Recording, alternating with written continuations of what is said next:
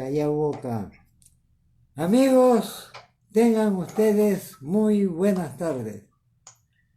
La poesía y tú, hoy día 15 de julio del 2020, cuando ya empezamos las festividades por nuestra independencia nacional, la poesía y tú, con vuestro amigo Víctor José La Chira Acevedo, vamos a empezar los festejos conmemorativos a la independencia del Perú. Y hoy día vamos a tener el sumo placer de presentar a un gran historiador. Sí, señores, tengo el honor de presentar a nuestro invitado de esta noche, el historiador José Jorge Nava Pitaluga, nacido en la villa Carrión de Velasco, hoy distrito histórico de Huaura, provincia de Huaura, departamento de Lima. Es en esta importante fecha, 15 de julio del 2020, en que la Municipalidad de Lima Metropolitana, llamada durante el Virreinato Ciudad de los Reyes, conmemora el 199 aniversario de la Declaración de la Independencia por el Cabildo Abierto de Lima el 15 de julio de 1821, un día como hoy. La historia registra 3 momentos importantes durante la independencia.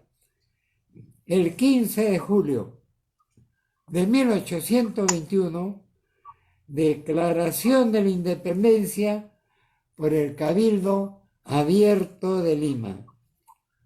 El 28 de julio de 1821, proclamación de la independencia, ceremonia organizada por el ayuntamiento y el acto de la proclamación por el general don José de San Martín en 4 lugares diferentes. El mismo día, empezando en la Plaza Mayor o Plaza de Armas, y el 29 de julio de 1821, juramentación de la independencia, siempre la ceremonia organizada por el Cabildo de Lima. En esa época a la municipalidad también se le llamaba cabildo, ayuntamiento, corporación, etcétera, etcétera. Para terminar estas palabras de apertura, deseo alcanzarle algunas inquietudes a nuestro historiador invitado, el doctor José Jorge Nava Pitaluga. 1. Si podría explicarnos algo sobre las razones que motivaron a tan brillante soldado argentino, el santo de la espada, general José Francisco de San Martín y Matorra, para convertirse en el artífice de tan grande acontecimiento sucedido el siglo XIX, la independencia del Perú. 2. Algo sobre la independencia de las Provincias Unidas del Río de la Plata y Chile antes de venir al Perú. Y 3. Si es factible alguna pregunta más adelante. Dejamos con ustedes al historiador José Jorge Nava Pitaluga. Señor historiador, muy buenas tardes. Muy buenas tardes, amigo Víctor José La Chira y Acevedo. Para mí es un honor estar frente a sus televidentes y oyentes en una fecha tan importante como usted lo ha expresado. La independencia del Perú tuvo 3 momentos para sus celebraciones, que muy bien las ha explicado. Ahora, antes de complacer lo que usted acaba de mencionar, quiero decir algunas palabras previas. La figura de inmensa relevancia en la historia del Perú de principios del siglo XIX fue el general José de San Martín, porque su actuación como el gran capitán de América del Sur fue decisiva para la independencia de las colonias hispanoamericanas. La guerra de emancipación de España en América divide a los tiempos en 2, antes y después de la independencia. Hoy abordaré, lleno de sentimiento peruano y guaurino, la historia de un libertador en sus enlaces y relaciones con la emancipación de las colonias hispanoamericanas, que completa la trilogía de los grandes libertadores republicanos del Nuevo Mundo, George Washington, la más elevada potencia de su democracia genial, y San Martín y Bolívar, que constituyen el binomio de la emancipación sudamericana. No hay ser humano que no comprenda su propio pasado del pueblo del cual forma parte. La verdad es que el que no conoce sus orígenes no conoce a sí mismo. En una sociedad o cultura es necesario conocer nuestra historia, porque en la historia conocemos nuestra identidad. Mediante ella sabremos a dónde nos dirigimos. Todos somos frutos de la historia, en la obra de nuestros padres, bajo la visión de Dios y el irrenunciable uso de la libertad que Él nos ha concedido y que debemos conservar con dignidad y honor, porque somos herederos de una historia ejemplar que debemos realizarla con la esperanza de un mundo mejor para nuestras familias, para nuestros niños y para los hijos de nuestros hijos. La biografía es la historia de un hombre determinado, desde su nacimiento hasta la muerte. Y la historia de un pueblo es asimismo una inmensa biografía, o mejor aún, una epopeya o un drama que contiene una multitud de biografías. Después del 26 de julio de 1533, cuando engañaron, estafaron y asesinaron al emperador Atahualpa, los peruanos empezaron la guerra contra los conquistadores españoles. Pero también hubo rebeliones contra la corona encabezadas por españoles, quienes a pesar de serlo, registraban en sus banderas la palabra libertad, como Hernández de Girón o como Gonzalo Pizarro. El Perú luchó siempre por expulsar a los invasores durante los 3 siglos de coloniaje, y los cronistas trataban de encubrir y restarle importancia a este movimiento libertario. La rebelión de José Gabriel Condorcanqui Túpac Amaru II, 1780-1781, responde a una problemática distinta. Túpac Amaru II tiene ya la visión de nuestro Perú, que comprende indios, descendientes de europeos, negros, mestizos, etc. Y el Inca acepta la religión de Cristo y también los aportes de la civilización de Europa. Pues bien, ahora debo empezar a explicar las inquietudes recibidas de mi distinguido y buen amigo Víctor José de la Chira y Acevedo. por qué vino el general San Martín a luchar por nuestra independencia y libertad contra los conquistadores españoles. Trataré lo posible de hacer el mejor esfuerzo. En su momento, dos corrientes políticas y militares determinaron el surgimiento de las repúblicas libres de Sudamérica. La corriente bolivariana o septentrional y la corriente sanmartiniana o meridional, es decir, la corriente del norte y la corriente del sur de Sudamérica. La primera se dio entre los años de 1809 y 1830 y la segunda se verificó en 1810 y 1821 e involucró a las repúblicas de Argentina, Chile y Perú. Ese es el movimiento sanmartiniano. La revolución del 25 de mayo de 1810 es la fecha en que las Provincias Unidas del Río de la Plata deponen al virrey y forman su primera junta de gobierno. Pero, por un momento, y con la venia de ustedes, vamos a dar paso para explicar lo que paralelamente sucedía en el continente europeo, que afectó al Imperio Español y determinó la independencia de sus colonias de América, acontecimiento de tanta importancia y tan poco conocidos en el Perú. Por esa época, a inicios del siglo XIX, los ejércitos napoleónicos dominaban la mayor parte del continente europeo.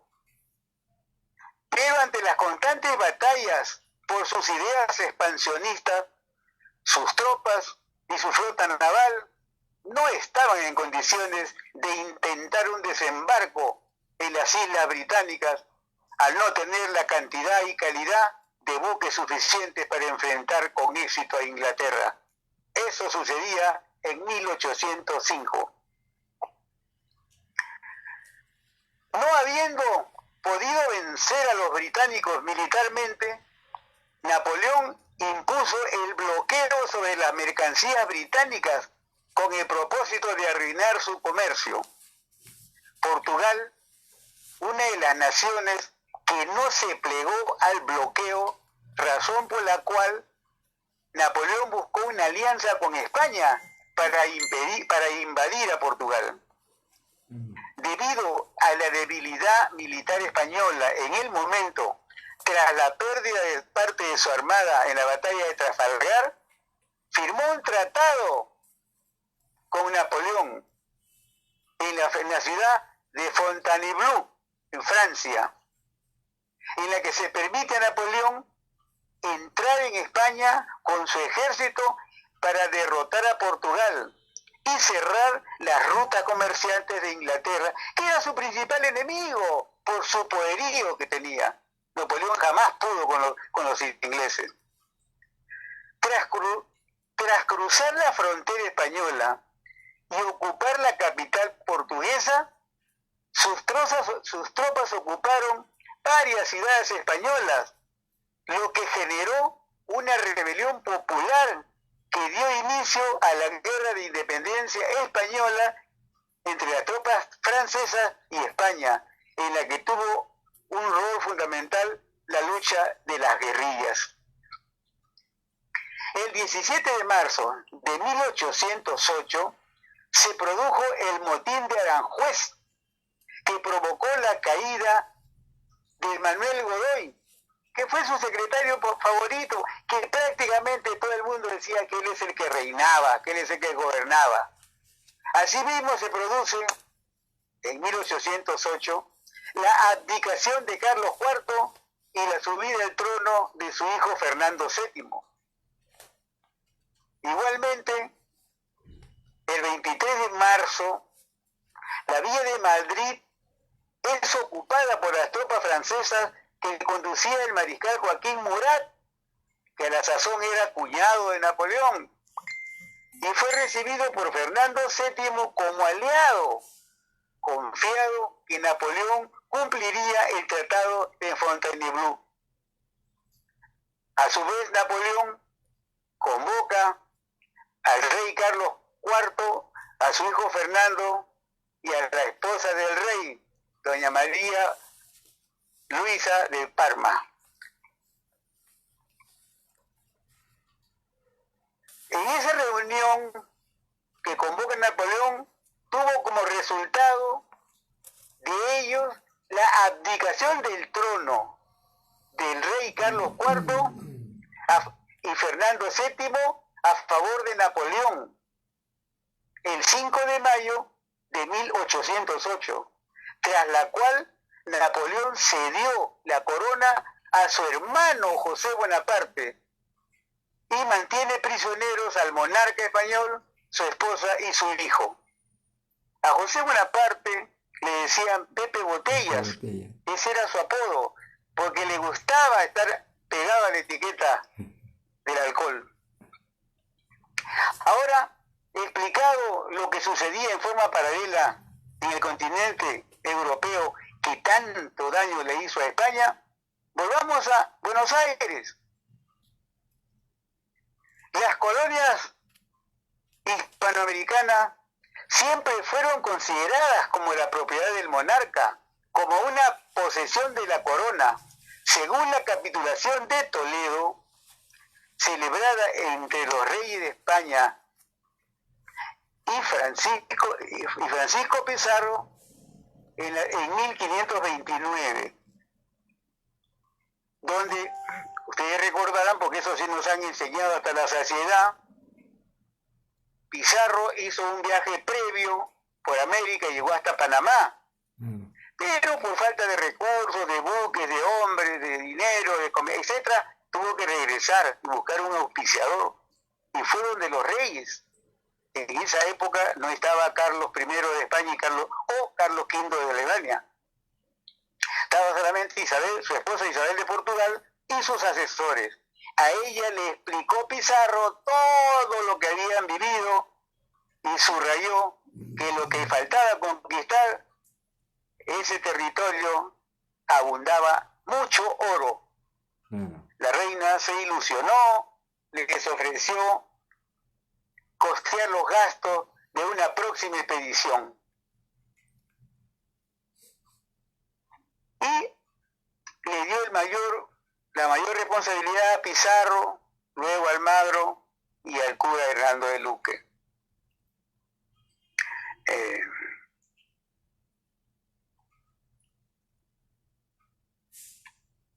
Bueno, en esa época, ahí ustedes podrán ver que todo lo que conquistaba Pizarro y su expedición aventurera que le fue tan bien, rendía cuenta a los reyes de España. Pero la parte administrativa no estaba funcionando bien, y parecería que era el clero los que le llevaban los chismes a los reyes, que hacían despilfarro los nuevos conquistadores. No le rendían cuenta al rey. Y es por eso que implantan los virreinatos. Y aún así, los virreinatos eran demasiado extensos. El primero que se funda es el de México y el segundo es el Perú.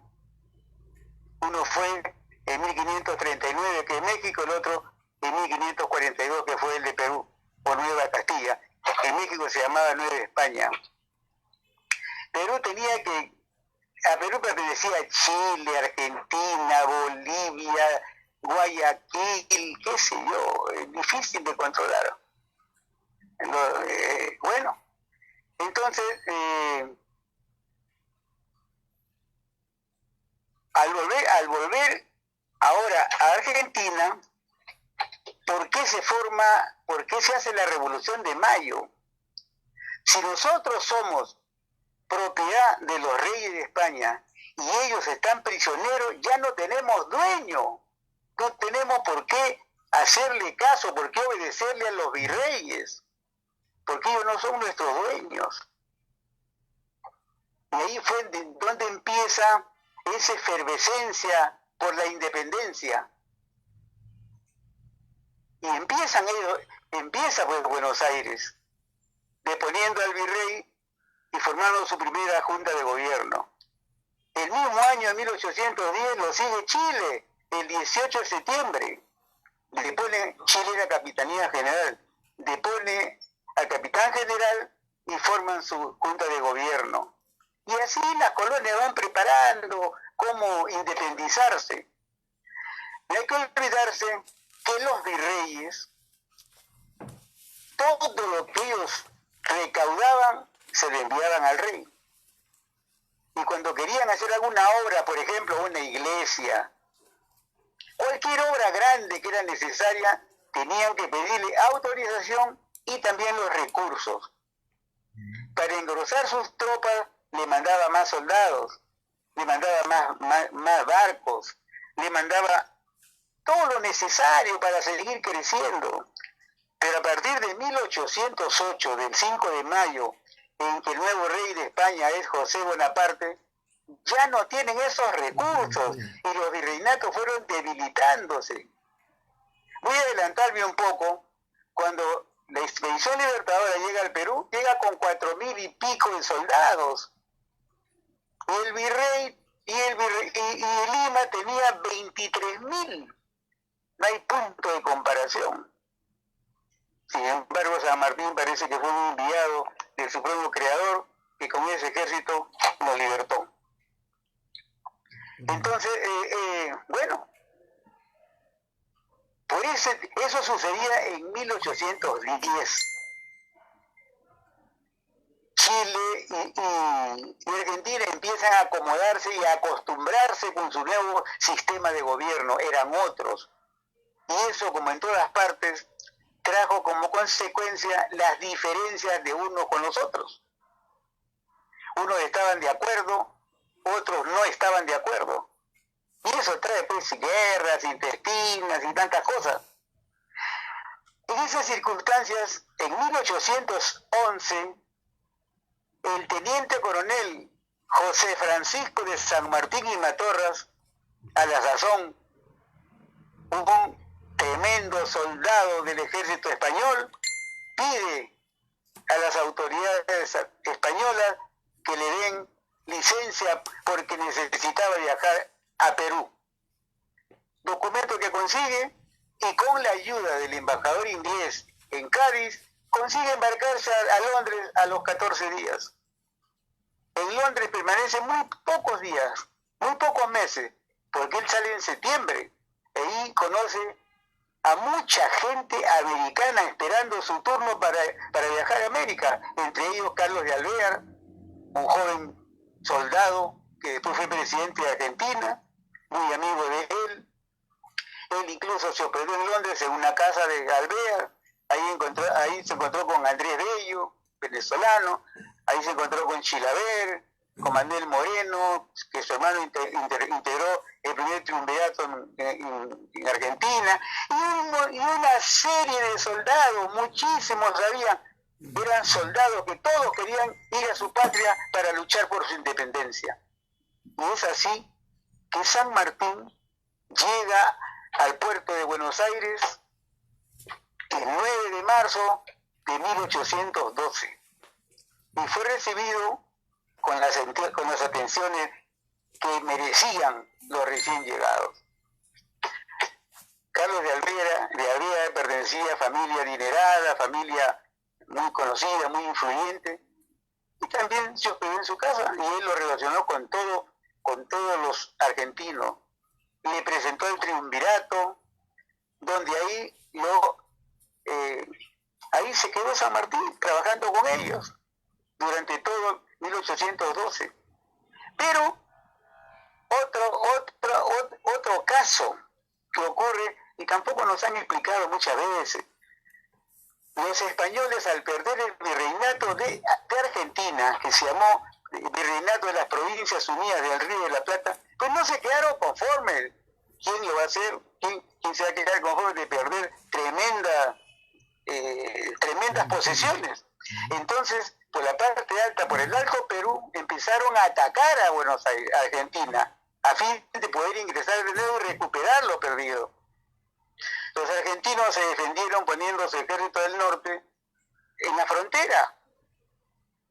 Y es así que en 1811, en la batalla de Huaqui, los argentinos fueron derrotados y fueron perseguidos hasta Tucumán, donde se refugiaron. Pero no podían avanzar porque el sitio, la frontera de esa época era inhóspita, muy difícil. Una vez se ganaban los realistas, otra vez se ganaban los argentinos. Bueno, en 1811 en 1812 se enteran que los españoles pensaban desembarcar en San Lorenzo y le encargan ese trabajo, ese enfrentamiento al coronel San Martín. Ya lo habían ascendido a coronel, y él con sus tropas, otros oficiales y todo, se van hacia San Lorenzo, que es la segunda ciudad más importante de Argentina, y enfrentan a los españoles con un triunfo rotundo, triunfo total. Pero durante la contienda, porque él lo hizo yendo hacia adelante con sus tropas, como lo hacía siempre, pues una bala de cañón mató a su caballo. Y cuando este se echa al suelo, cae sobre su pierna, que lo inmoviliza. Y es ahí cuando un soldado español con un hacha le tira un hachazo en la cabeza, él esquiva, pero siempre le hace una herida, pero no lo mata. Luego viene un soldado Baigorria argentino y lo salva porque venía otro a matarlo. Luego, en otro momento, ya había un soldado español que venía con su lanza a atravesarlo a San Martín, a matarlo. Y el general Cabral, un puntano de San Luis, corre de tal forma que pone su cuerpo para que lo maten a él y salva a San Martín. Y en su agonía dice: muero, pero hemos ganado la batalla. Esa fue una prueba de fuego del general San Martín. Viendo su valentía, su estrategia y su triunfo, estábamos hablando del 3 de febrero de 1813. En 1814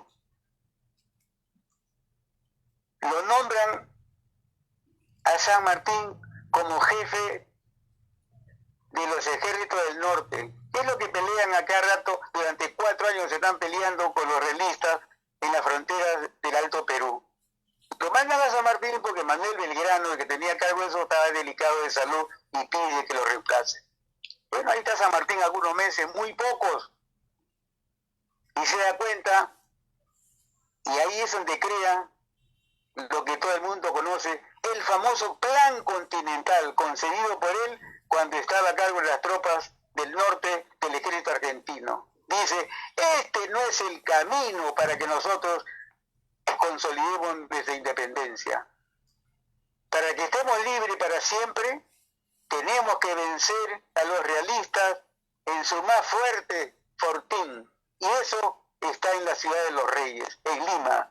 Para ello hay que hacer un gran ejército de los Andes, una buena flota naval, cruzar por Chile y embarcarnos por Valparaíso, rumbo al Perú.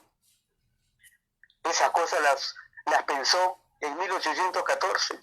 Para ello había que trabajar mucho. Y Chile y Argentina estaban pues sin dinero, no habían fondos, pobres. Él también inventa una enfermedad y le dice a sus jefes que estaba vomitando sangre y que pide ser relevado por otro. Le aceptan y él se va y lo mandan a Córdoba. Cuyo, se va como gobernador de Cuyo, en la provincia de San Luis. Y ahí se queda como gobernador. Bueno, ahí pasa en 1814, está con toda la ilusión de formar su ejército en los Andes. Es dificilísimo porque hay que comprar desde los zapatos hasta los morriones y qué sé yo. Pero el 4 de octubre de 1814, las banderas realistas, la bandera de Castilla, vuelven a flamear en Chile. Chile pierde su independencia porque son sorprendidos por las tropas del general Manuel Osorio, cuando en Chile los Carrera y el general O'Higgins estaban disputando sus diferencias. Carrera no lo quería, el pueblo sí lo quería, y en esas luchas internas son sorprendidos por un mensajero del general Osorio, con una nota donde le pide su rendimiento para no hacer un derrame de sangre innecesario. O'Higgins se pone bajo las órdenes de Carrera y enfrentan la guerra, donde son vencidos, son derrotados. La parte que pudo, se fueron hasta Mendoza, donde estaba San Martín. Él los recibe, los acoge y los atiende como debe ser. Pues eso le costó 3 años, porque recién en 1817, 3 años después, ya tenían su ejército armado para poder enfrentar a los realistas que ya estaban en Valparaíso, ya estaban en Santiago. Habían vuelto a sus posiciones los realistas. Y es así que el 12 de febrero de 1817, en los llanos de Chacabuco, tienen su primera contienda con los realistas, con un triunfo de los patriotas. Ahí queda herido O'Higgins. Los realistas se repliegan hacia Santiago. Eso sucedió el 12 de febrero. Pero el 5 de abril vuelve San Martín y sus tropas al ataque. Y el 5 de abril, en Maipú, de 1818, es decir, al siguiente año, tiene la batalla final, donde los realistas son totalmente derrotados y la bandera chilena vuelve a flamear en Chile. Ahí San Martín, ya él tenía contactos con los patriotas peruanos, ya hacían coordinaciones, tantas cosas. Entonces, el pueblo elige al general Bernardo O'Higgins como director supremo, amigo íntimo de San Martín, y él lo ayuda a preparar la escuadra, a aumentar sus tropas, a conseguir dinero para comprar lo que es necesario. Prácticamente Argentina también se queda sin dinero, porque todo lo invierten en la expedición libertadora. Chile también, es decir, que pagó prácticamente la mayor parte, casi todos los gastos. Su flota la aumentaron. En esa época hay una anécdota interesante, como las guerras napoleónicas estaban ya en la parte final, ya habían terminado, porque a Napoleón lo vencen en 1815, los ingleses lo confinan a la isla Santa Elena y muere en 1821. Y aquí estamos hablando de 1818. Mandan una comisión a Londres para buscar un almirante, un marino de experiencia que nos pueda ayudar.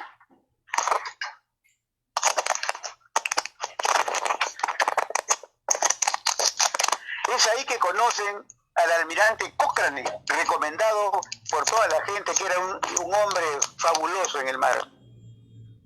Y paralelamente España también lo quería contratar pagándole el doble, pero él se vino con los americanos y acá llegó el 18 de noviembre de 1818. Es recibido con honor y vino con su esposa, con su hija. Y rapidito, el director supremo O'Higgins le da la orden de que realice 2 cruceros, 2 viajes por mar, por las costas del Pacífico, y una empieza y sale el 14 de enero de 1819, rumbo al norte. Bueno, va en plan de reconocimiento, tratando de capturar toda nave que encuentre en el camino y las que vienen de España. Se fue hasta Guayaquil, tuvo un grandioso recibimiento en Huacho, se subraya mucho cómo lo atendieron, con la aguada, con frutas, con comestibles, etc. Hace capturas de barcos que llevaban miles de pesos de oro hacia España, los captura, etc. Se va hasta Paita, hace saqueo, comete exageraciones. Pero él era un pirata, pues él era un tipo que nació en el mar, en mares de sangre, y estaba acostumbrado a eso, pero era valiente. Regresa en el mes de junio, con buenos resultados. En septiembre hace el segundo crucero, en el norte no le da tan bien como el primero, y se va hasta el sur, donde captura unas fortalezas prácticamente inaccesibles en el puerto de Valdivia. Inmensa, 15 castillos. Pero Cochrane era un tipo que, no sé, especial, muy valiente. Captura el puerto de Valdivia y regresa donde encuentra, Dios mío, donde encuentra un tesoro en armamento, en todo lo que él necesita para su expedición. Lleva lo que puede, luego regresa, etc. Y toman Valdivia también. Con eso completan, porque ya estamos en 1820, llega en enero de 1820 de regreso.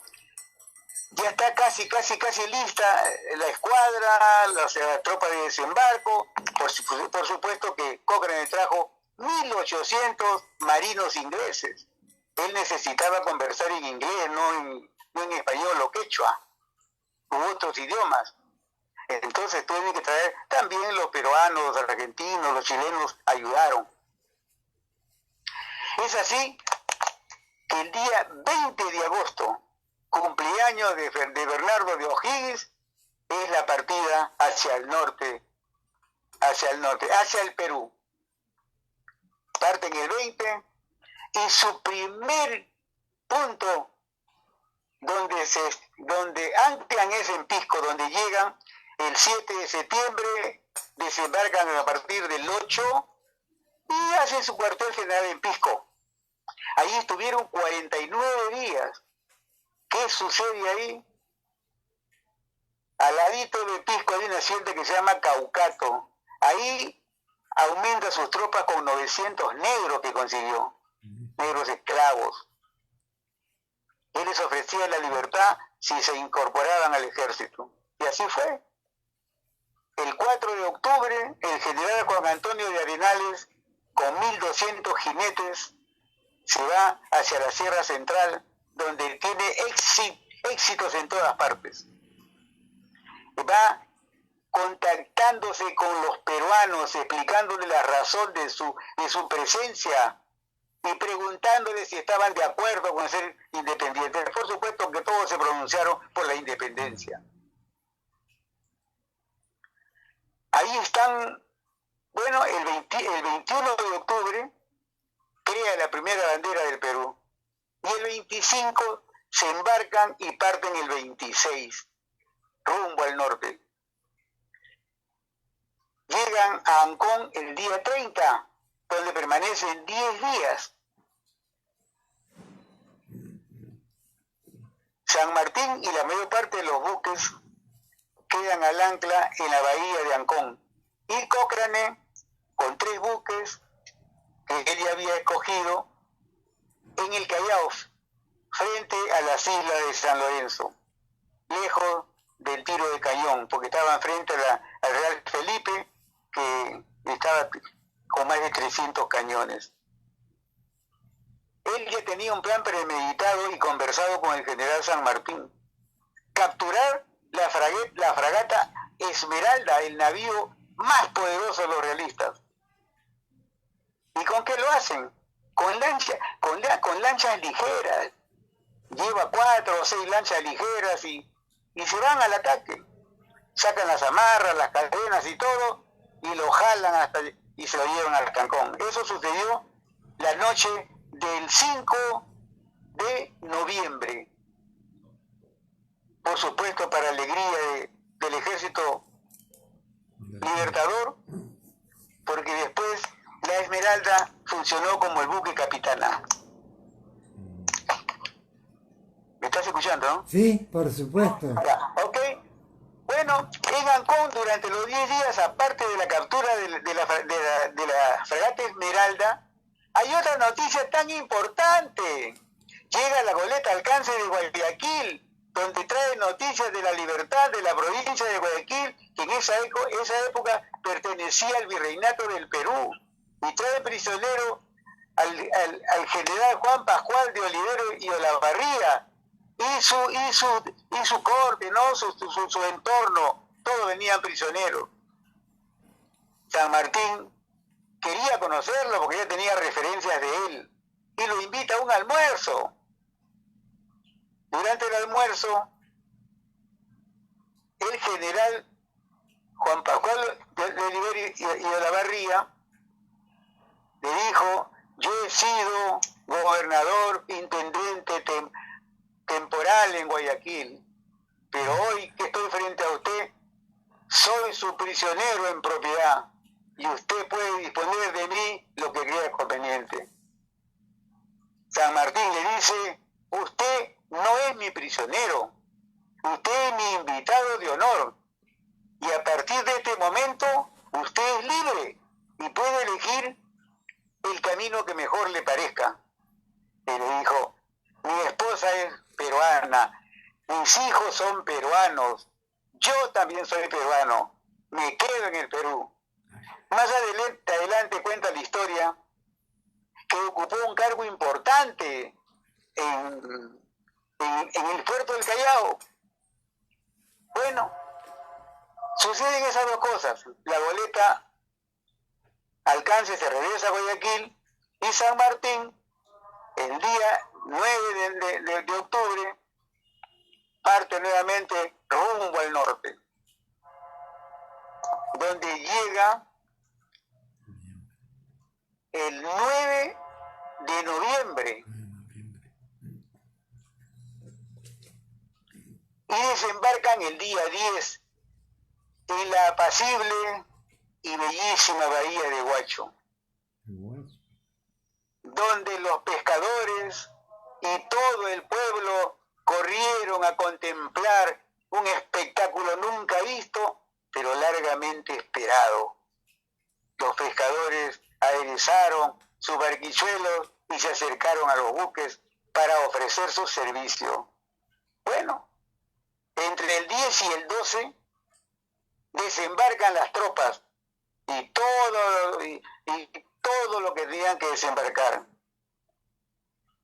El día 13 desembarca el general San Martín, quien tenía en mente como primera acción mandar un propio hasta Barranca para comunicarse con don Francisco Vidal. Bueno, Francisco Vidal. no tenía nada que ver. Bueno, tenía que hacer contacto con gente influyente. Y justamente lo estaba esperando ahí. Perdones que ahorita no me cuento el nombre, pero ahorita me acuerdo. Entonces, ahí conversan, se van juntos, se hacen muy amigos. Y Domingo Oroé y Mirones, él es el que le esperaba. Un rico hacendado, dueño de 5 haciendas, incluido Víctor José de la hacienda Humaya, que tú la conoces perfectamente. Yo he nacido allá. Y 4 haciendas de Barranca. Era un millonario que pone a disposición del general San Martín sus haciendas, sus caudales, sus esclavos, toda la producción, hasta quedarse pobre. ¿Su nombre? Asimismo, el mismo día, a la misma hora, estaba un propio de don Manuel Salazar y Vicuña, dueño de la hacienda del Ingenio, que le envía un caballo blanco debidamente enjaezado, algunos porrones de azúcar y una serie de obsequios. Y le dice que lo está esperando para que se pueda hospedar en su casa, que era una casa sumamente amplia como la que él necesitaba. San Martín permanece 5 días en Huacho. El día 19 se va a Supe Puerto, donde establece su cuartel general, hasta el día 5 de diciembre, en que regresa a Huaura, para establecerse en la Hacienda del Ingenio por más de 7 meses. Ahí fue su casa y cuartel, donde despachaba en forma alterna con la casa y balcón de Huaura, que tú lo conoces perfectamente, Claro. donde se encontraba el Estado Mayor General del Ejército Unido Libertador del Perú, que comandaba el Mayor General del Ejército, don Juan Gregorio de las Heras y de la Gacha. Ahí coordinaban, etc. Pero también estando en Huaura suceden noticias maravillosas. Por ejemplo, el ejército llega a Huacho el día 10. Sí, está bien. Ok. Entonces, San Martín retorna el 5 de diciembre a Huaura y se hospeda en Ingenio. Está ahí coordinando, conociendo su topógrafo, Alberto Bacler Dalve, era hijo de conocer del mismo nombre, del general del mismo nombre que fue su topógrafo de Napoleón. Es decir, era el hijo de un topógrafo sumamente importante para un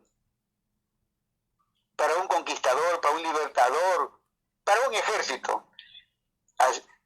Porque así como Napoleón nunca iba a un lugar si antes su topógrafo no le traía las características del terreno, igual hacía San Martín y le puso algunos vados al río para que puedan pasar sus caballos. Vados son unos pisos duros para que pase el agua y también pase la gente y no se hunda.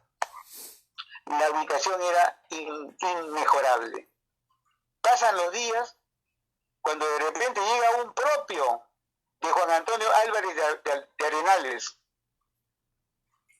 con la noticia de que el día 6 de diciembre Arenales había vencido al general O'Reilly en la batalla de Ayacucho.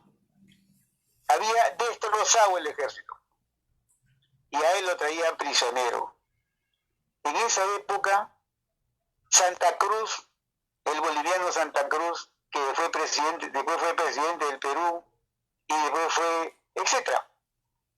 Él no luchó, tuvo de retén y después de la derrota se acerca al coronel Arenales y le pide por favor lo acepte para que vaya hacia Huaura a presentarse al ejército de San Martín.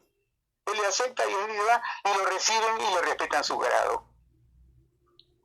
Después Santa Cruz, esto sucede en 1822, al siguiente año, cuando Sucre está luchando con el virrey, el general Aymerich, para libertar Ecuador y no puede. 3 veces le escribe a San Martín para que le mande tropa, para que lo refuerce, y le toca en suerte a Santa Cruz para ser el que comanda los 1.600 soldados que llevó para Sucre, y que en el camino fue reclutando más y llegó como con más de 3.000. Por eso es que el triunfo de Sucre en la falda de Pichincha fue demoledor. Fue el 24 de mayo de 1822. Por eso es que Bolívar le agarra mucho cariño a Santa Cruz. Bueno, luego llega otro emisario de Chancay para informarle al general San Martín que el batallón Numancia, la élite de las tropas realistas, era un batallón selecto compuesto de 650 plazas, comandado por el coronel Ruperto Delgado, se había pasado a las tropas patrióticas. Eso fue en Huaral, y el coronel Rudecindo Alvarado, jefe de los granaderos a caballo, lo recibe en Retes. Eso fue el 3 ya, porque ellos en la madrugada del 2 capturan al coronel Ruperto Delgado y le dicen que se pasan a las tropas realistas. Si usted quiere, puede irse hacia Asnapuc, que él no quiere, se va prisionero conmigo porque le da vergüenza. Bueno, de Rete se van a Chancay el día 9, llegan 3 buques que manda San Martín para que los traslade a Huacho. Llegan el mismo 9 y el día 10 desembarcan en la bahía de Huacho, el batallón Numancia. Y el día 11, el general Juan Gregorio de la Cera le da la orden al batallón número 7 y número 8 del coronel Pedro Conde Gadea y del coronel Enrique Martínez, que eran puros negros, a hacer una calle desde el puente de Guaura hasta la plaza principal, hoy Plaza San Martín. El día 11 entra triunfalmente el batallón Numancia a la villa de Guaura para incorporarse a las tropas del general San Martín. El general San Martín ese día no está en Guaura, tenía otras cosas que hacer, pero después regresó. Llegados a la plaza principal y después del discurso del coronel Las Heras, le entrega la bandera que San Martín creó y le dice: la entrego para que ustedes la conserven y lucien por ella hasta perder la vida o traer la coronada de laureles. Terminada la ceremonia, hay rompanfiles, hay 21 bombardas de cañones y tanta cosa. Todas esas cosas pasan cuando apenas tenían 3 meses y fracción de haber llegado a Perú. Luego, más emisarios. Viene en Lambayeque el 27 de diciembre, hay proclamación de la independencia de Lambayeque por los lambayecanos que capturan a las autoridades, las toman prisioneras y proclaman su independencia. Y el día 29 de diciembre,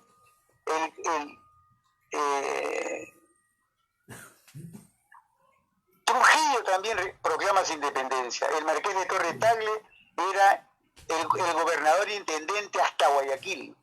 También proclama la independencia ahí. Y vienen los lambayecanos con un batallón de 800 hombres a engrosar las filas patrióticas. Pasan muchísimas cosas, mucha ayuda. El día 12 de febrero, el general San Martín escribe el reglamento provisional, que es una suerte de la primera constitución peruana, a fin de darle forma legal a sus tropas que estaban que ejercían influencia en la provincia donde se estaban acantonadas. Eso fue prácticamente la primera constitución que se escribió ahora el 12 de febrero de 1821 y que ahora se celebra todos los años en la misma fecha, así como hoy se celebra la declaración de la independencia del Perú.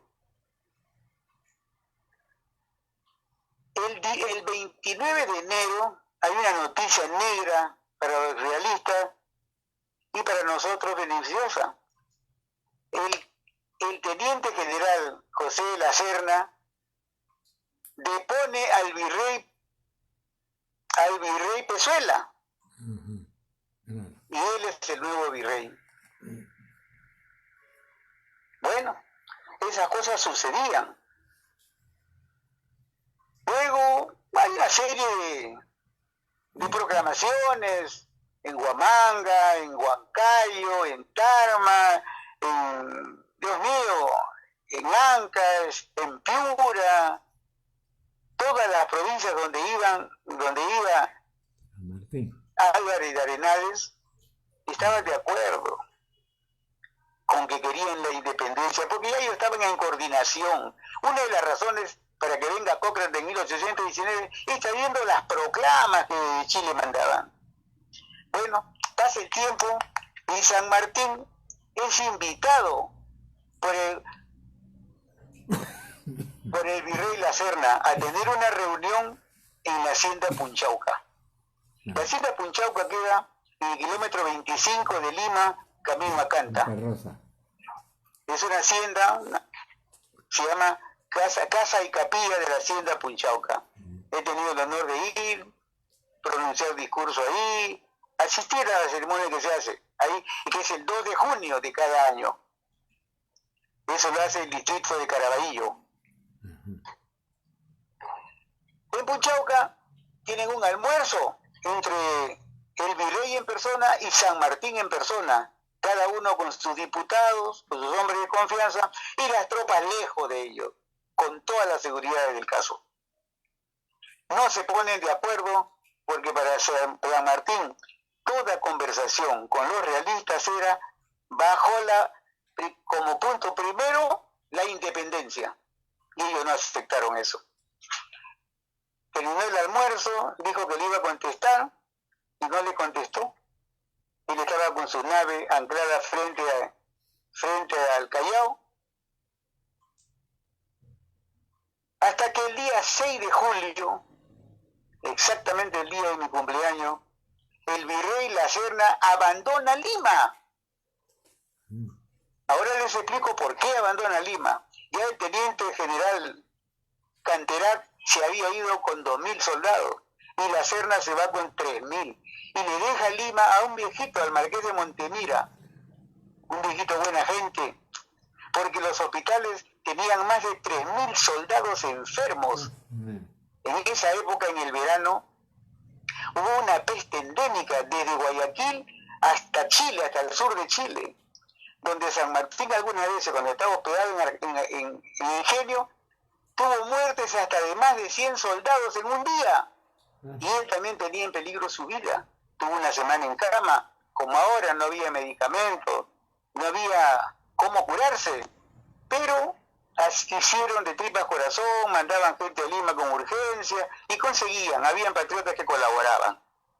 Él entra a Lima el día 12, oficialmente entra a Lima el 12 de julio de 1821, y como edecán, Domingo Oré y Mirones, aquel que le pone sus 5 haciendas a su disposición, lo hace su edecán.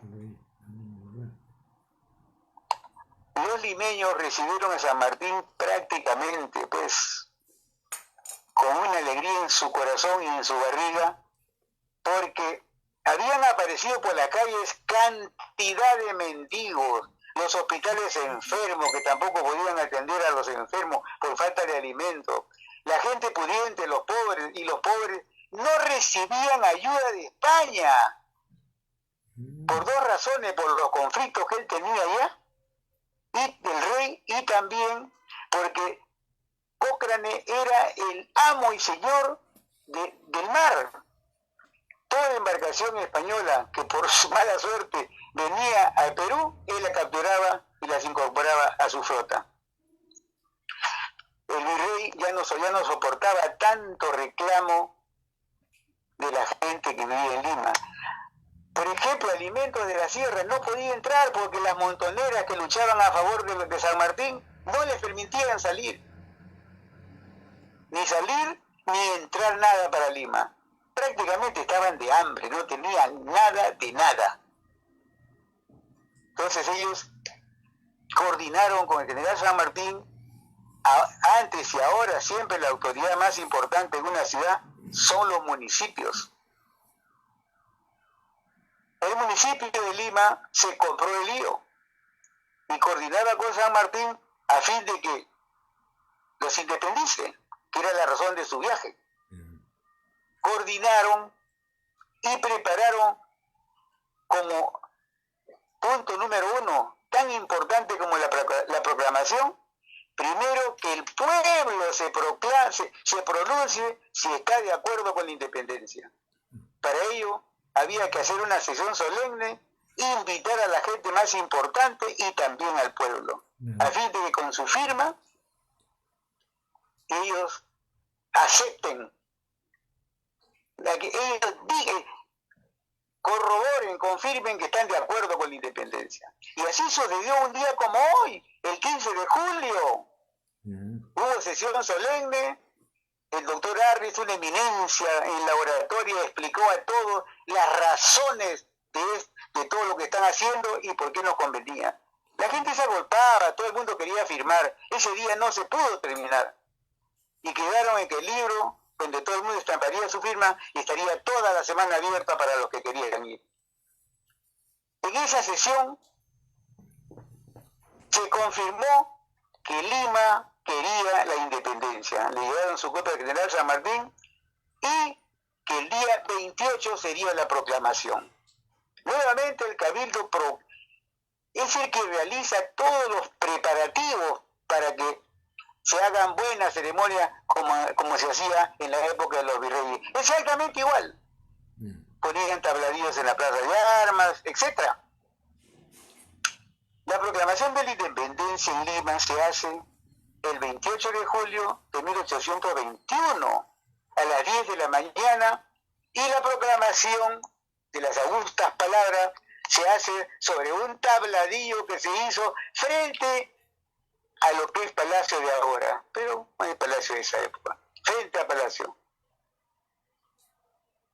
Terminada estuvo, Dios mío, invitado todas las instituciones, la Universidad de San Marcos, el Colegio de Abogados, los alcaldes, los regidores, las autoridades, hasta el arzobispo Bartolomé María de la Seda, que era un godo empedernido, pero se acostumbró a colaborar. Sin embargo, no soportó y tuvo que irse.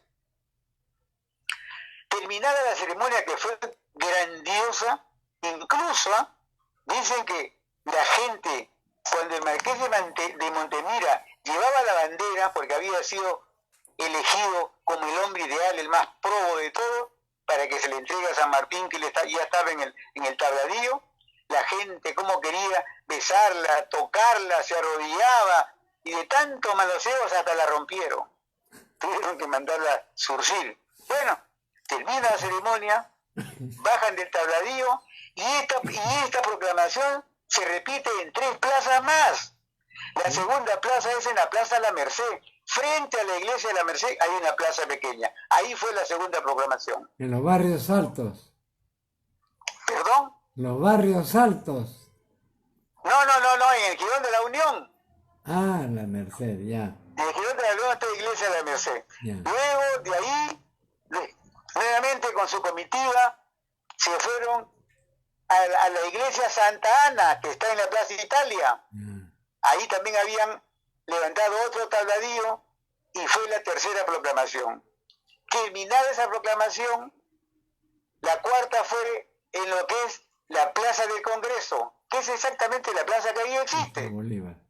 En esa época había un colegio de niños en el primer piso. Y la Inquisición quedaba donde están los bomberos, al ladito.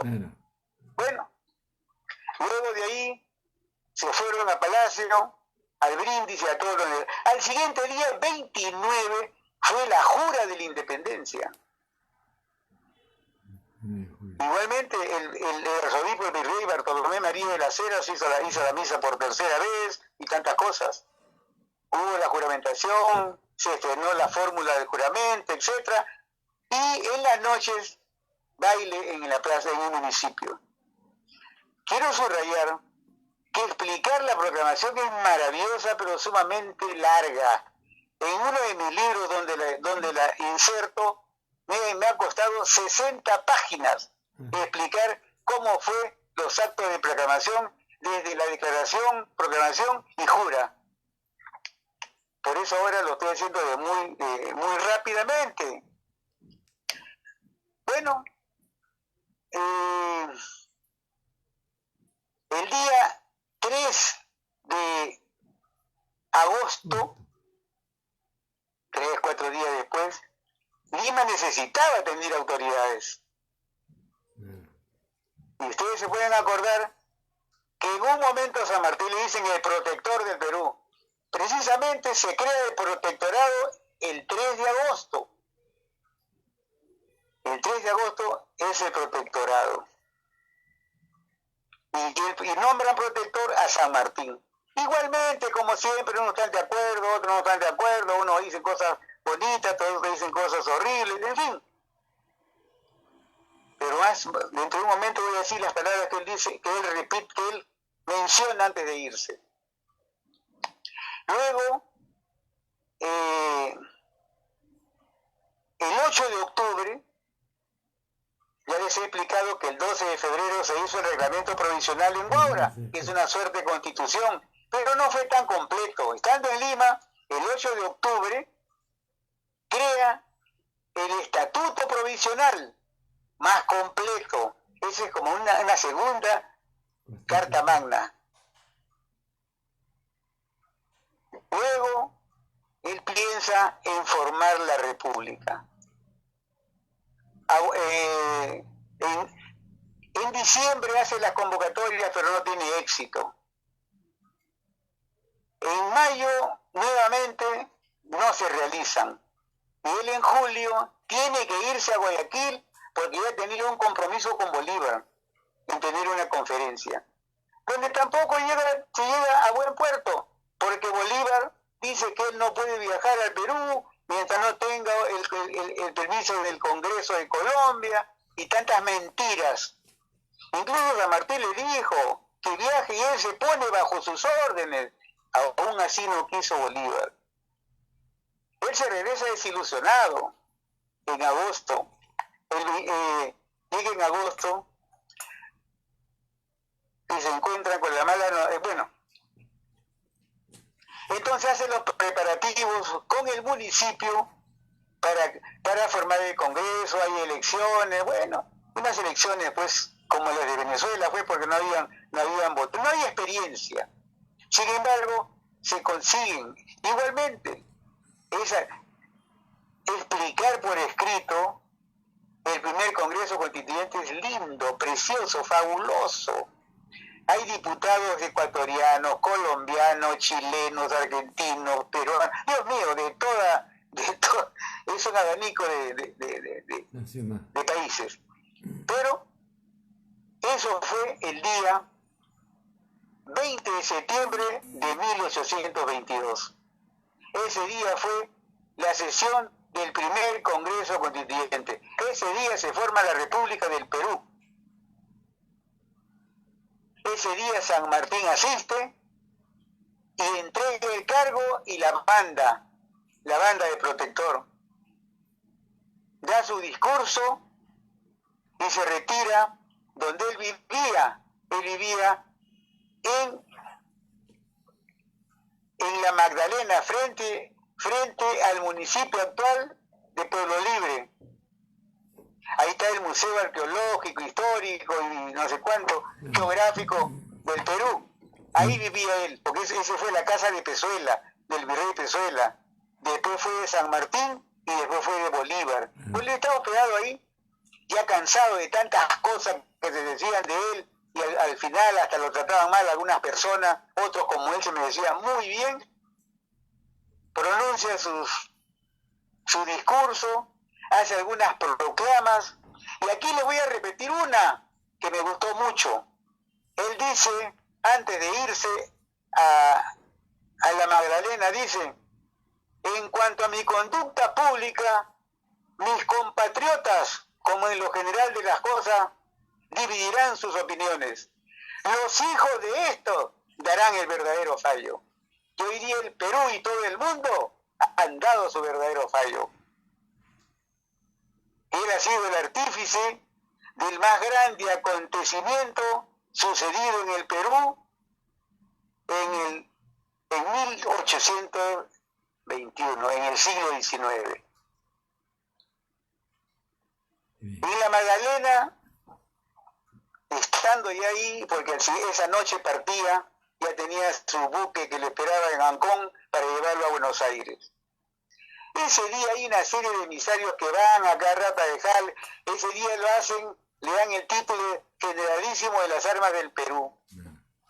Y una serie de cosas que le ofrecen. Él van los mensajes, él contesta, hasta que ya está, como a las 10 de la noche, ya está cansado de que no tiene cómo echarse a la cama. Lo llama a Tomás Guido, lo llama a Rudecindo Alvarado, para que tomen un lonchecito, porque a las 10 tenía que irse a caballo a Tancón. Y no va con ninguno de ellos, solamente va con las tropas de embarque con él, nada más. Se van y se queda su gente en la Magdalena a dormir hasta el siguiente día. Al siguiente día, Tomás Guido y Rudecindo Alvarado encuentran una carta cada uno en la cabecera de su cama. Una carta preciosa que yo las he publicado. También las he publicado en mi muro de Facebook. Todas esas cosas las he publicado. Están invitados para que lo lean. Entonces, mi querido Víctor José Lachide Acevedo, esas son las razones por las cuales, perdón, no son las razones, habiendo vencido al virrey, oigan, todavía no las digo, habiendo huido el virrey y habiendo vencido y tomado Lima, ya el peligro de que Argentina sea invadido desaparece, ya el peligro de que Chile vuelva a perder su identidad desaparece, ya el Perú también es libre, independiente. Ahora, que quedaban un poco de tropas en el Cusco, donde ellos formaron su virreinato, es cierto. Después de esto voy a decir muy brevemente porque es importante esta parte. Se da el 6 de agosto de 1824, Bolívar llega en 1823, Sucre llega en 1822, y Bolívar llega el 1 de septiembre de 1823 y se va el 1 de septiembre de 1826. No se va. Le dijeron que se vaya. Entonces, el 6 de agosto se libra la batalla de Junín, en las pampas de Junín. Fue una batalla con arma blanca, no hubo balas ahí, fue a caballo y a espada y a lanza. Prácticamente esa batalla estuvo a punto de perderse. Bolívar estaba en Pasco, solamente veía con sus argavistas, porque estaba listo para tomar, para salvarse, bueno, porque prácticamente estaban perdiendo. El virrey, desde la altura, ve que los patriotas están cruzando el lago de Junín, y ahí lo sorprende. Para dar la vuelta es difícil, se perdió muchas vidas. Ahí el jefe de la caballería era, bueno, ahorita también no me acuerdo, pero prácticamente lo sorprende en la mitad del camino. Ellos dan la vuelta y empiezan a correr, a huir, porque los son sorprendidos en el lago. Pero antes de ingresar había un batallón de retén, que era el coronel Suárez, con un teniente de Chiclayo, un teniente Chiclayo, Rasuri, y ve que los realistas persiguen a los patriotas a caballo, incluso empiezan a cantar como triunfadores. Entonces nadie podía hacer nada si el libertador Bolívar no daba la orden. Rasuri le dice: mi coronel, vengo de recibir órdenes del general Bolívar, del libertador Bolívar, que entremos a defender. No tenía ninguna orden. Así es que entonces parte con sus tropas y se pone atrás de los perseguidores. Cuando se dan cuenta, le habían hecho un sándwich. Los de adelante, los de atrás, y ellos quedaron al centro. Bueno, la derrota fue total. Un triunfo que ellos ya lo tenían ganado se convirtió en derrota. Y tuvieron que huir hacia Cusco nuevamente, con tantísimas bajas, etc. Eso fue en agosto. En el mes de noviembre, en septiembre nomás, rearman sus ejércitos, porque tiene que haber la batalla final. El ejército patriota se va hacia Ayacucho, y los realistas tienen que perseguirlo hasta Ayacucho. Demora 3 meses el viaje del Cusco hacia Ayacucho. Una semana antes del viaje hacia la batalla final, los realistas tenían 16.000 hombres en sus tropas. Pero eran tropas que las habían legado, es decir, a la fuerza las habían reclutado. Y ellos no estaban de acuerdo. Por eso, durante el camino de 3 meses, los llevan desarmados. Recién en Ayacucho le dan las armas. Pero un día antes de la partida, 6.000 fugan. Y les quedan 10.000 nomás. Una semana antes de llegar a Ayacucho, se encuentran con un pequeño ejército patriota, se enfrentan y los realistas les causan 300 bajas. Pero ahí vieron los soldados que muchos de ellos eran sus familiares. Cuando llegaron al Cerro Condorcunta en Ayacucho, y Sucre estaba en la pampa de Quinoa, ahí les dieron las armas a los soldados, porque más que a los patriotas temían que los soldados se les subleven. ¿Por qué? Porque entre el soldado de menos rango hasta el teniente general no llegaban a 500, es decir, iban a luchar el ejército realista de peruanos contra el ejército patriota de peruanos. Ahí, entre los peruanos estaba el que después fue presidente de Mariscal Ramón Castilla Marquesado. Y su hermano estaba con los realistas, Leandro Castilla Marquesado. Iban a pelear 2 hermanos, iban a pelear muchos primos, cuñados, tíos, etcétera, porque los habían reclutado. Por eso el día antes de la batalla y le dan sus armas a cada uno, rompen sus fusiles en las rocas, los tiran al abismo y 3.000 fugan. Y los que quedan, solamente 1.500 eran españoles. Bueno, están ya listos para la lucha, cuando de repente ven que vienen unos jinetes con bandera blanca y se paran en medio de la pampa. Sucre manda a un oficial que ahí vaya qué cosa es lo que desean. Y le dice: yo soy el general Monet, quiero despedirme de mi amigo José María Córdoba y Muñoz. El general Córdoba fue un colombiano que fue precisamente el que capturó al virrey. Por él se acaba la batalla rapidito. Bueno, están conversando un rato y después se despiden y se dan los realistas, y Córdoba y su corte también se regresan. Cuando de repente ven que hay varios grupos que vienen con bandera blanca, que querían saludar a sus familiares. Porque así fue la batalla. Prácticamente el general Jerónimo Valdés le dijo al virrey: no aceptes la batalla porque nos van a ganar. Y así fue. Ahora, hay muchas cosas al respecto que me gustaría algún día, si hay tiempo, explicárselas, porque eso es bellísimo para que sepan cuál es la verdad de la verdad. De eso no se habla mucho. Y a Bolívar, algunos lo consideran como un dios, como es el caso de Venezuela, pero en el Perú, 4 gatos. Bueno, ahora sí, mi querido Víctor José Táchira y Acevedo, ¿sabe usted que las razones para que San Martín venga a darnos la libertad es porque Argentina estaba en peligro de que los realistas vuelvan a recuperar su territorio perdido? San Martín derrotó a su fortín más poderoso que tenía en Lima. A partir de ahí, las demás colonias, bueno, ya viene la libertad de Chile, de Colombia. Eso dura hasta 1830, que se dijo en un principio. No es como la nuestra, que termina en 1821, que para mí esa es la independencia del Perú y esa es la que tiene que celebrarse. Ahora, que se consolide en la batalla de Ayacucho, sí es cierto, ahí se termina todo.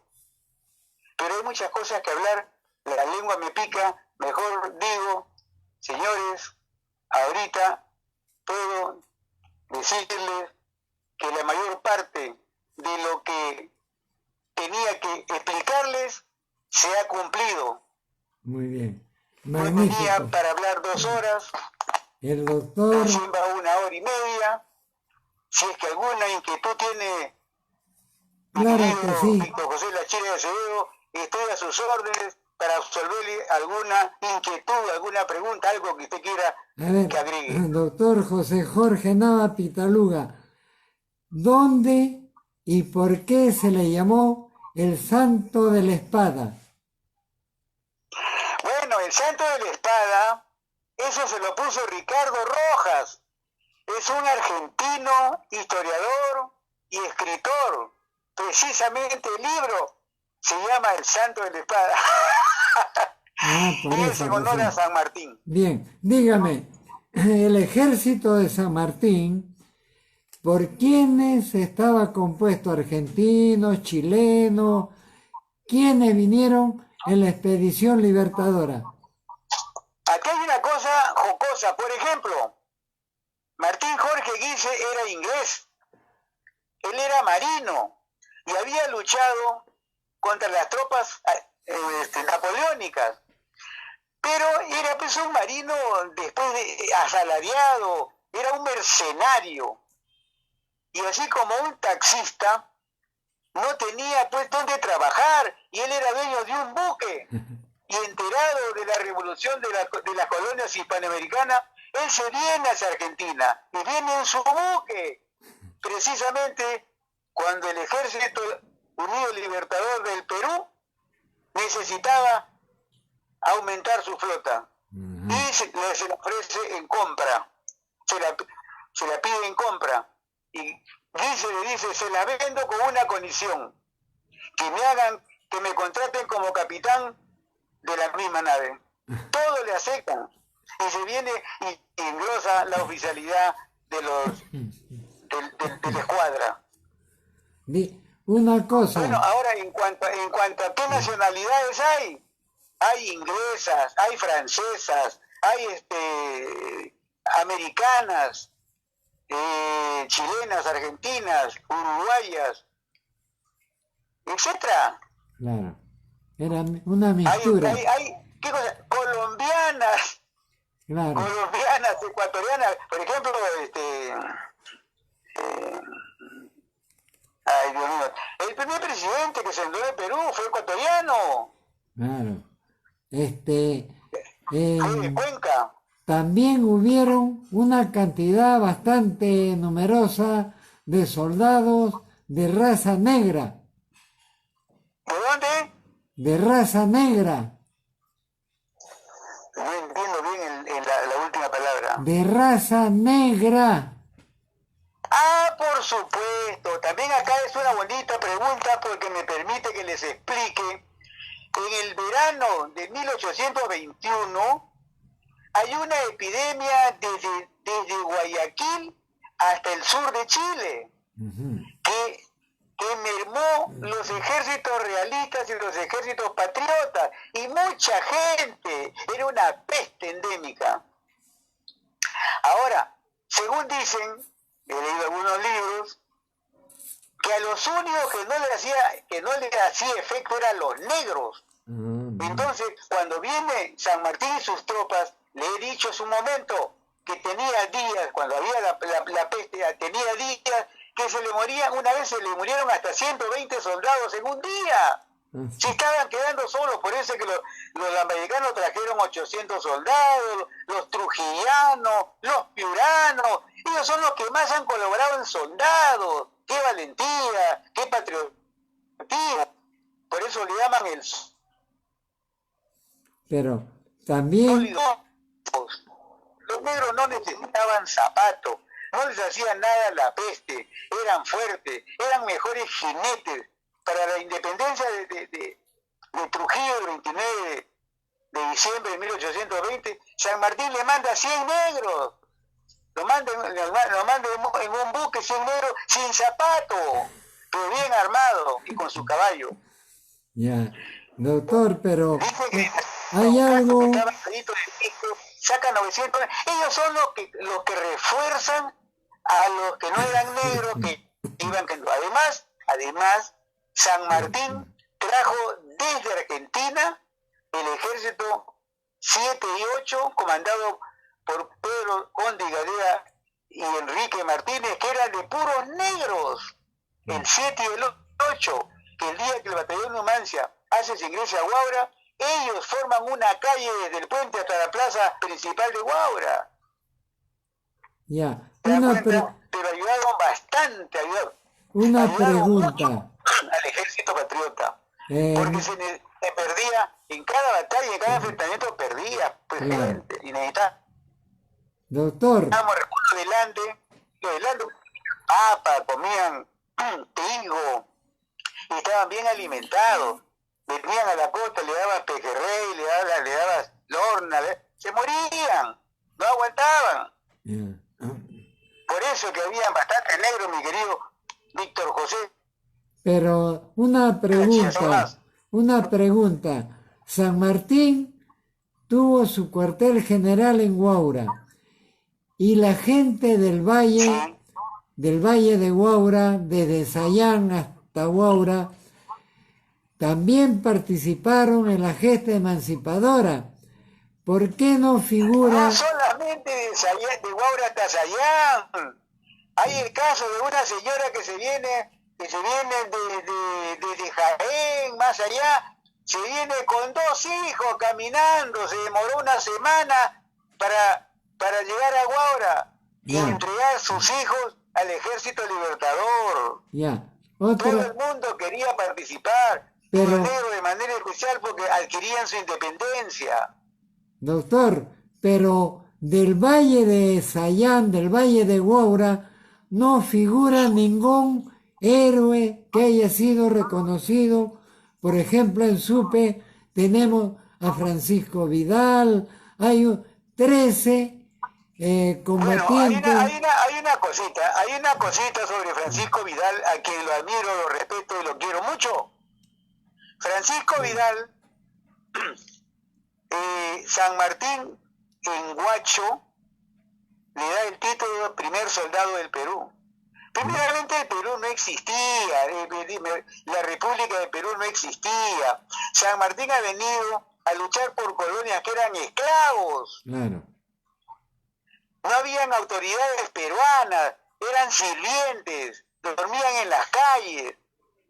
Por eso es que creo que el príncipe de Esquilache fue el que hizo el barrio de los barrios altos, que quedaban por allá del cementerio más allá, para que puedan dormir los sirvientes indios que dormían en las calles, que dormían en las bancas, no tenían casa, no tenían nada. Después que salían de su trabajo, ahí estaban en las calles. Hay una pregunta, mi querido doctor. En el ejército de Bolívar cuenta la historia que justamente vinieron muchas damas, mujeres, en el ejército, incluso que lo ayudaron para que él, cuando llegó a Pativilca, llegó con el mal del tabardío y fue Manuelita Sáenz, dama ecuatoriana. Yo voy a interrumpir, mi querido amigo Víctor José Lachiri Acevedo. Usted se ha olvidado, o yo, pero cuando yo digo una pregunta es solamente del tema que he tratado. No. Y a Bolívar lo he mencionado tangencialmente. Perdón. Hoy no es la fiesta de Bolívar. Perdón. De Bolívar cuando le corresponde. Ahorita no le corresponde ni una sola palabra. No. La pregunta es la siguiente. ¿Por qué en el ejército libertador del general San Martín no figura ninguna mujer? A ver. Esa es la pregunta. Es posible que mi amigo eso no es conforme. No ha mencionado usted a ninguna dama. Hay un libro de la colección documental de la independencia del Perú, que dicho sea de paso, antes del sesquicentenario, antes de 1971, no existía ninguna fuente oficial de consulta. Cuando Velasco asume el poder, que era un hombre tan patriota, tenía cosas muy buenas también, no hay que olvidarse que él fue el que firmó y dio la ley de la creación de la Universidad Sánchez Carrión de Huacho, y tantos años nos engañaron y nos estuvieron esperando. Bueno, en la colección documental donde se convocan los más grandes historiadores del Perú, hay un libro que se llama Las Montoneras, que el gobierno de Kuczynski sacó 2 o 3 volúmenes, quisieron repetir la colección. En la Montonera era la gente del Ande, precisamente quien formó la Montonera, el padre de la Montonera, fue Francisco Vidal y Laos. Él fue el que trabajó con las montoneras. ¿Qué cosa hicieron las montoneras? Ellos eran los que no permitían que entre nada para Lima y que nada salga para Lima. Ellos viajaban con sus mujeres, a sus mujeres decían las rabonas, y cuando sus esposos caían muertos por la bala, ellas cogían el fusil y seguían luchando. En todos los libros, cuando hablan de la montonera, están las fotos de ellas corriendo con los hombres y su fusil en la mano. Sí se le menciona a las mujeres, y por miles. Lo que pasa es que no dicen su nombre. Porque la montonera, aparte de Guavique, de Vidal, y de unos cuantos más que eran los líderes, se dice sus nombres. Pero los otros eran miles. Y las montoneras también defendieron al rey de España cuando los franceses los invadieron. Así es que sí habían mujeres, sí habían. Muy bien. Bien, doctor, hemos abusado de su tiempo, de todo su conocimiento de la historia, que he querido enriquecer, porque hoy en día en los colegios no se estudia la historia del Perú. ¿Puedo decirle algo más? Adelante. Que le estaba guardando. Tengo una pepita de oro que la quiero lanzar. Aquí voy a terminar mi alocución. Y espero que usted me aplauda, mi querido. La pepita de oro es siguiente. Escucha. Cuando San Martín proclamaba la independencia el 28 de julio de 1821, y repito, recibe la bandera del marqués de Montemira, que fue el elegido para llevarla y entregársela al momento de que pronunciara las augustas palabras que desde este momento el Perú es libre e independiente por la voluntad general de los pueblos y por la justicia de su causa que Dios defiende. En ese momento, y en el inmenso clamor de los vítores del pueblo, había un niño silencioso en los brazos, en las gradas de la catedral. Lo tiene en brazos su padre, el maestro de capilla del templo, fino músico genovés, que días antes había estampado su nombre en el acta de la jura de la independencia del Perú, y que ahora quiere que su hijo, de casi 5 años, jure también la libertad de su patria. En los grandes ojos azules, en el corazón que late apresuradamente, en la honda raíz de su conciencia, el niño refleja la imagen de su padrino de bautizo, el marqués de Montemira, marchando imponente en su brillante uniforme con la bandera en alto, para entregarla como lo más sagrado que existe en el mundo a un caudillo deslumbrante, como un dios de la guerra. Y cuando oye las augustas palabras eternas, jura también su mente que la defendería hasta morir. ¿Me está fallando la voz?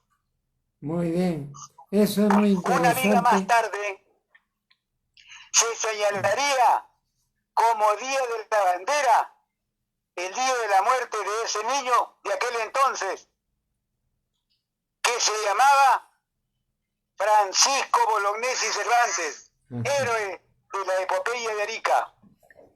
Francisco Y en Bolognesi. honor a eso, recito con el poeta: bendita seas bandera peruana, porque fuiste ave con Jorge Chávez, pujanza con Elías Aguirre, ala con Alfonso Ugarte, sudario con Miguel Grau, anhelo con Tupac Amaru, idea con Hipólito Unanue, músculo y nervio con Francisco Pardo de Sela, Gracia con Ricardo Palma, música calada con José Santos Chocano, poesía eterna con Federico Barreto y oración sublime con Abraham Valdelomar.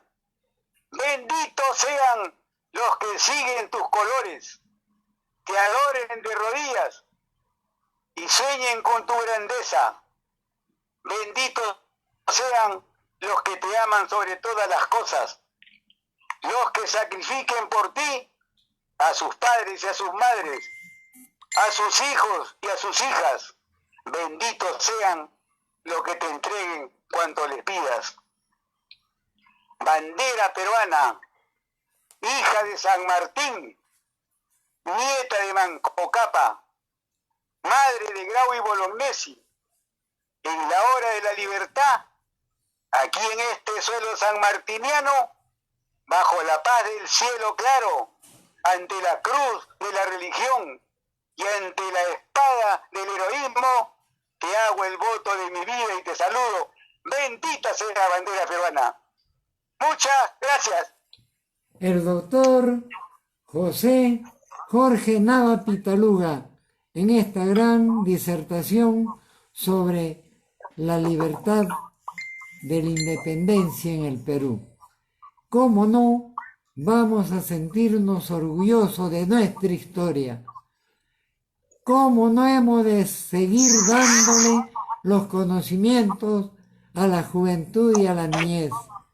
Por eso, el programa La Poesía y Tú toma esa posta. No vayas a cortar, Víctor José, no vayas a cortar, por favor. ¿Sabes por qué?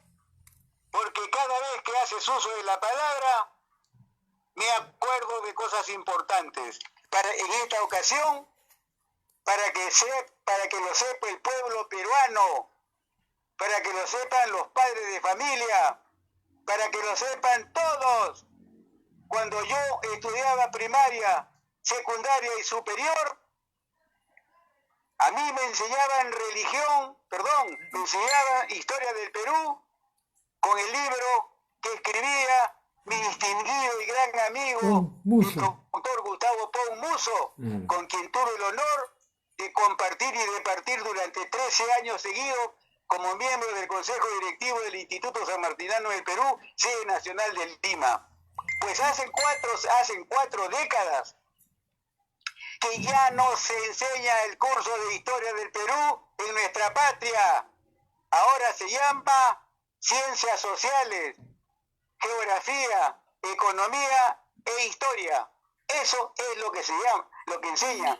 Y si es que recuerdan ustedes, algunas veces, no comparto lo que han hecho, pero algunas veces se ha visto por televisión que van los periodistas, esperan en la puerta de salida a los estudiantes, llevando en el brazo láminas con la foto de héroes y próceres. Llaman, joven, por favor, un momentito. Le abren la lámina de Bolognesi. ¿Usted conoce a este señor? No lo conocen. Señorita, por favor, un momentito. Le presentan la fotografía de Andrés Avelino Cáceres Dorregaray, uno de los tres gigantes del patriotismo peruano, que son Grau, Bolognesi y Cáceres. Le enseñan la foto de Cáceres. ¿Usted conoce a este señor? No lo conocen. Y así le preguntan. Eso es una vergüenza, porque la televisión se ve en todo el mundo. Sí. Entonces yo pregunto, ¿dónde están nuestros colegas? Porque el periodismo es el apoyo, son las bases que sostienen a las instituciones, a las autoridades, y son los guardianes de la Constitución para ver si se cumple o no. ¿Por qué no reclamamos, como lo hago yo en todos mis libros, que se restituya el curso de Historia del Perú? Repito, en la época que el doctor Gustavo Pon Muso empezó a hacer sus libros, no había muchas fuentes de investigación. Algunos se han tenido que ir hasta Sevilla a buscar algo, y otros lo que buenamente encontraban. repito, a partir del gobierno de Juan Velasco Alvarado, él convocó a los más grandes historiadores del Perú, entre ellos el doctor Gustavo Pomuso, el doctor José Agustín de la Puente y Candamo, bueno, el padre Nieto, Vélez, y una serie de personajes famosos que en este instante me olvido por la emoción. Pero entre ellos, incluso solicitaron a las grandes empresas, como hoy se debe solicitar para que regalen oxígeno, solicitaron, contribuyan para hacer esa colección documental que fue terminada en 1974 y tengo el honor de contar con la colección completa en mi biblioteca. Esa colección costó 15 millones. Yo me he demorado 10 años en conseguir libro por libro en la calle y en muchas bibliotecas. ¿Por qué no se restituye el curso de historia del Perú? Dije al principio, y tengo ganas de repetirlo. Por favor, permítame, yo lo repito, aunque se moleste mi amigo Víctor José. Porque dice acá, la verdad es que el que no conoce sus orígenes no se conoce a sí mismo. En una sociedad o cultura es necesario conocer nuestra historia, porque en la historia conocemos nuestra identidad. Mediante ella sabremos a dónde nos dirigimos. Todos somos frutos de la historia en la obra de nuestros padres, bajo la visión de Dios y en el irrenunciable uso de la libertad que Él nos ha concedido y que debemos conservar con dignidad y honor, porque somos herederos de una historia ejemplar que debemos realizarla con la esperanza de un mundo mejor para nuestras familias, para nuestros hijos y para los hijos de nuestros hijos. La biografía es la historia de una persona determinada desde su nacimiento hasta su muerte. Y la historia de un pueblo es asimismo una inmensa biografía, o mejor aún, una epopeya o un drama que contiene una multitud de biografías. ¿Por qué no reclamamos los peruanos que se reponga el curso de historia del Perú y no diga geografía, economía e historia? Yo estudié economía cuando estaba en la universidad, pero no en los colegios. Claro. ¿Te parece, amigo Víctor José Lachira de Acevedo? Así es. En el Perú no se estudia historia. Así es, mi querido doctor. Que existen unas 4 o 5 universidades donde sí se estudia, que una de ellas es la San Marcos, obviamente, la Católica, la de Lima, y otras más que no me acuerdo su nombre. Pero en la mayor parte no se enseña el curso de historia. ¿Por qué? Porque los profesores tampoco saben. Hay muchos que se han graduado recién y son catedráticos, y hace más de 40 años que no se enseña historia. Así es. El libro del doctor Pomuso nunca más fue oficial. Efectivamente, doctor. Por eso, el 18 de julio de 1950 se fundó la Federación de Periodistas del Perú, del cual soy miembro, y como miembro y peruano, mi obligación es dar a conocer a las juventudes nuestra historia. El año pasado, para 28 de julio, hice una remembranza paso a paso de la creación del himno nacional. Hubieron más de 14 himnos, de los cuales se eligió el que cantamos actualmente, el de Torre Tagle y de la Torre Ugarte. Este año quiero hablar sobre la independencia, por eso está presente... Víctor José, lo voy a interrumpir nuevamente. Yo no tengo la culpa de que cada vez que usted toma la palabra me hace acordar de algo. Por si acaso, yo tengo un folleto muy bonito de unas 40 páginas, medio A4, que me obsequió la doctora Elsa María Pomuso Díaz. Cuando se le hizo se le hizo homenaje. El doctor Gustavo Pomuso muere en 2007 y se le hizo un ciclo de conferencias. Yo asistí a todas y al final nos regaló un folleto muy bonito donde ahí el doctor, ella pone lo que su padre le contó. Bueno, no lo puedo decir, pero tengo un ejemplar. Yo lo puedo obsequiar con una condición: buscarse un auspiciador que mande a hacer copias y para obsequiar el Día del Periodismo, que es el 1 de octubre. Perfecto. También tengo los 2 volúmenes de la historia del himno nacional del Perú. Son 2 volúmenes preciosos y los tengo nuevos, impecables. También los puedo donar, pero con una condición: que manden a hacer copias y obsequien a los colegios, a tantos sitios. A mí no me ha apoyado jamás nadie. Yo tengo en mi biblioteca más de 5.000 libros, los estoy rematando, nadie me los compra, tampoco los puedo regalar así, al sí porque sí, porque hay libros que yo he pagado 200 soles, 300, hay uno que he pagado 650 también. Tengo libros preciosos.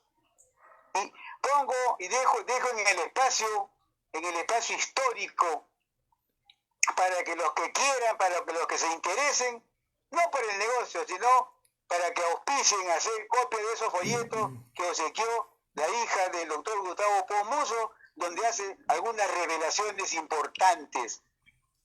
Yo tengo un ejemplar y tengo los 2 originales del libro de la historia del himno nacional. Nuevos, los 2 son nuevos, impecables, como son toda mi colección.